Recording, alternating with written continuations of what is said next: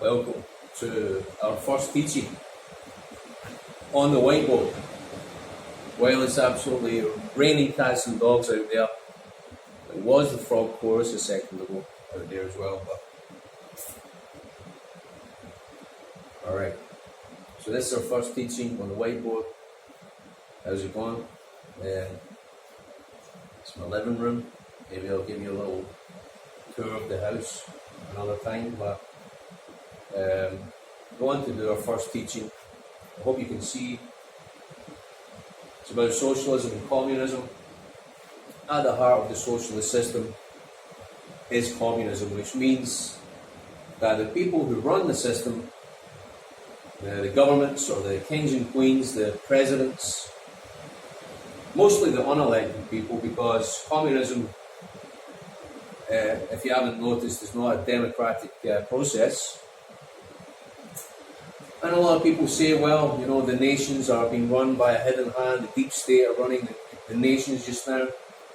So when these factions come out into the public, into the open, and these communists, for example, the Catholic Church is a communist system, so these communists come out in the open and say, well, we want to create this world system whereby, you know, you've got to bow down to basically us, the 10 kings, the Antichrist, the false prophet.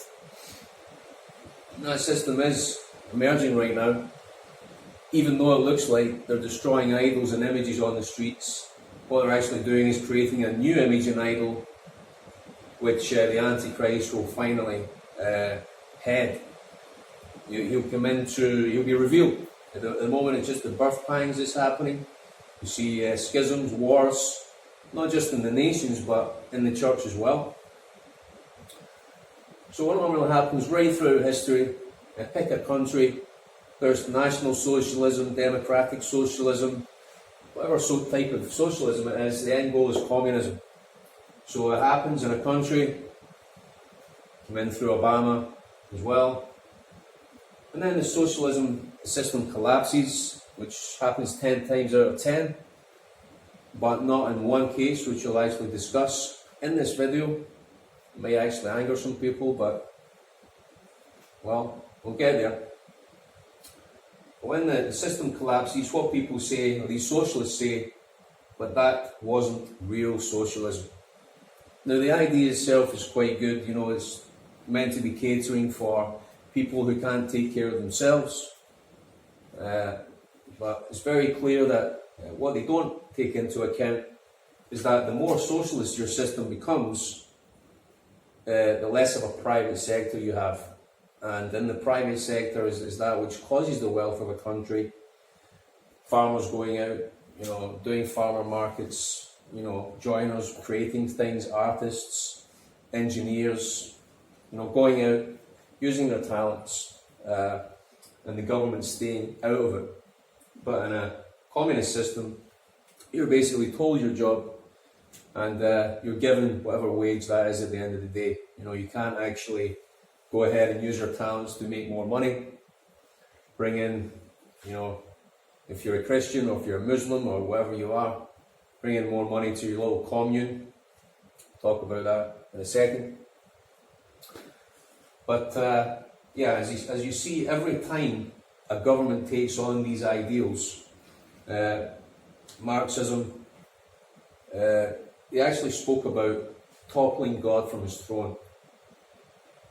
A lot of people don't realize that the communists today are not Christians. A lot of Christians get caught up in the socialist aspect. I know Scotland is quite a socialist country, but that's because, I'll reveal that in a second why that is. Well, it's because of the church system. As I mentioned earlier, the Catholic Church is also a communist/social system. But that you can read about in the book of Revelation, I believe Pergamos, or it could have been one of the other ones. But it's the one where they're sacrificing to idols. I'll put the caption below the screen so you can look it up in the book of Revelation. You can see that church is caught up in idolatry. And so I don't count that as a real church, even though it's got a little bit of the gospel. It represents Jesus a little bit, but it's really into all types of idol worship, Ishtar worship. You've got the Saturnalia thing going on during Christmas time, or Xmas. It's nothing to do with Christ, by the way. And you've got all the other feast days that, honour angels, they honour saints, Mary, disciples. It's a very wicked system, but it is a communist system. People in the private sector go out, they earn money, they bring it into the communists, who are the cardinals and the popes and so on. And in Russia's case, it was Joseph Stalin and his appointed representatives, local government and that type of thing, and he just executed people that he didn't want. It's a forced communism. People are forced to give up their farms, their homes, their livelihoods into this system where Russia started really focusing after the Second World War on the space race. So they took these Nazi scientists, took them back to America, through Project Paperclip, into Russia, and they started putting people into space, and indeed into Mars, into the moon. I'm talking about inside the moon, talking about inside Mars. I mean, when I got saved, the Holy Spirit gave me a lot of revelation about what's going on. He was basically showing things which I've spoken about on the channel before. Anyhow, it's a communist system. What happens? That the one system which was socialist, which was successful, what was that system? And you could argue that yes, because through time, the Catholic Church has been successful. But how successful? Has it promoted the teaching of the gospel? Has it taught the Bible as the way it should be taught? But the early church did. The early church, they had a commune, they had all things in common. And if you're in Japan, that doesn't mean to say that you had a Honda, having things in one accord. It's a little joke there. So, instead of the hammer and sickle, you got the plowshare, and you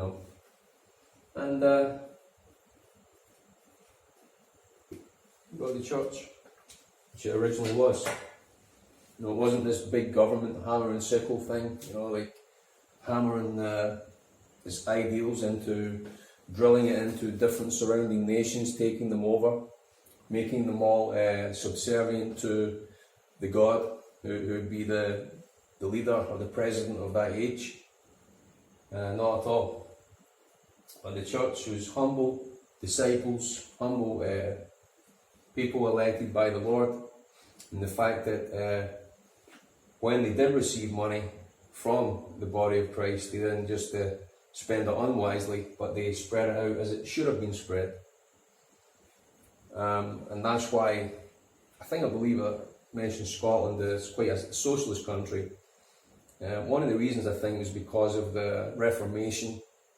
That the power was taken away for quite a short period, in fact, from the kings and queens, from the ruling factions of the nation of that time, because the Christians rose up and took their nation back, which I don't see happening this time. It's just not enough Christians in the country to do that. Certainly the enemy's overrun it by all kind of foreign religions and countries coming in, all jostling for power. It's not going to end very well at all. It's a planned collapse of the system or society which we're witnessing just now. But the early church was successful. But the modern day church doesn't practice communism. So the modern day church is trying to practice capitalism within the church, and it's not the nature of Christians to be capitalists.